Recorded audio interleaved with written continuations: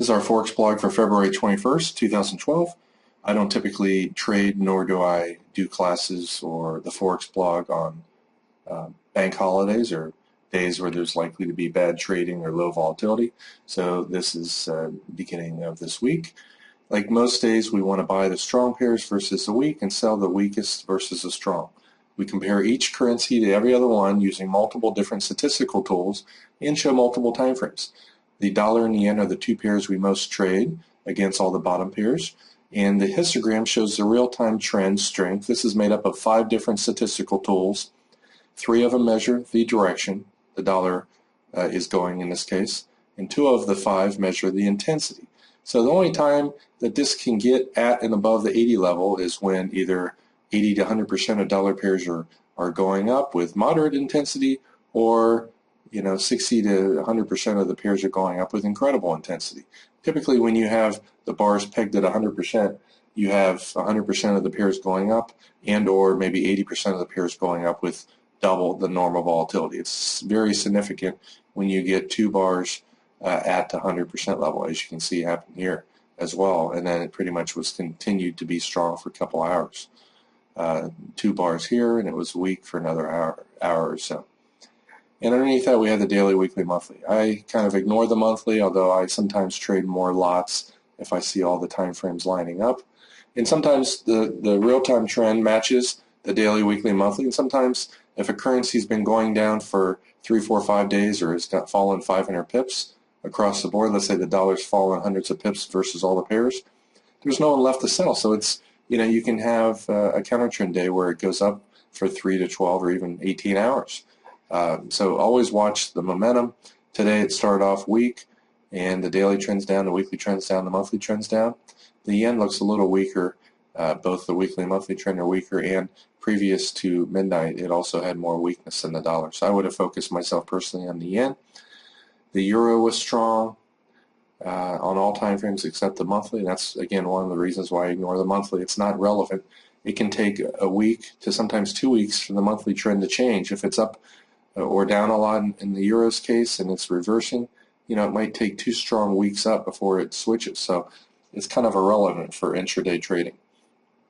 The histogram is the most important. Ideally, the weekly or the daily trend matches it, and hopefully the weekly. If the weekly doesn't match it and we see incredible strength, I'll still buy the euro, but I'll trade fewer lots because the odds are less. If the real-time trend's up and the weekly trend's slightly down or very much down, it's maybe a 50-50 trade, or 50 or 60% likely. However, you only have to have bigger wins and losses. Even if you're 40% winning and your wins are 2 or 3 times bigger than your losses, you're still going to make money. So that's the key. Don't worry about all the little things. So the euro's strong, the yen and the dollar start off weak. Let's look at buying the euro yen coming up to midnight. Notice this currency was already above the hourly. It's coming up to the previous day's high. I like to see it, if it's right underneath the previous day's high, I like to see it break out of here first. At 75, you can see it went all the way up to 99. Went up 25 pips. And, a lot of times the range bars are a better way of trading than the 5-minute charts. You can see this broke out right here, and the range chart got you out up here at 90. So you made 15 pips while risking only 10. And that's a good high probability trade. This is a counter trend signal, and usually when those show up, the up move has been going on for maybe two days strong, sometimes 3 or 4 days, and typically that's a reversal pattern. So when it came down to the hourly and broke down underneath here, you'd want to go short. Always draw your fibs on each wave to get an idea where it's going to go. Notice it went right to the 1.618. In my experience, 70 to 80% of the time, that's the maximum move it's going to be.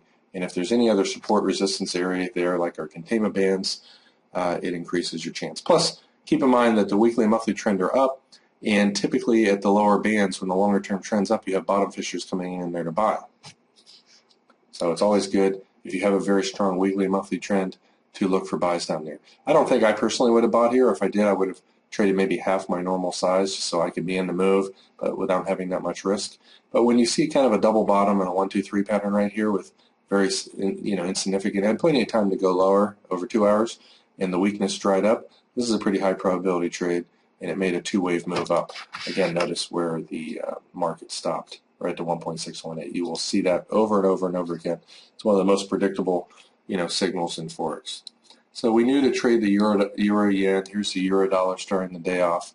This one doesn't look quite as good.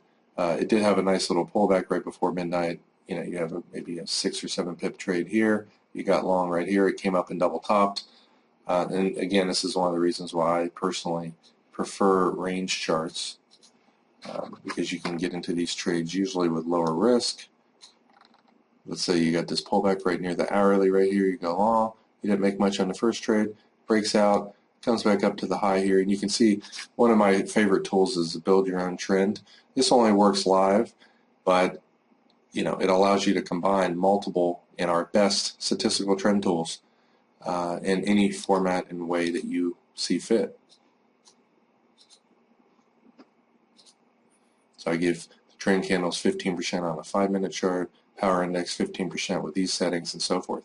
And you can, for example, the euro dollar, euro yen, pound dollar, pound yen, whatever pairs you trade, bring up 6 to 10 charts with different settings and weights on it, and within 3 or 4 short days you should know which settings fit your style of trading the best, and you'll be able to basically fine-tune our statistical tools to fit your exact style of trading. It's phenomenal.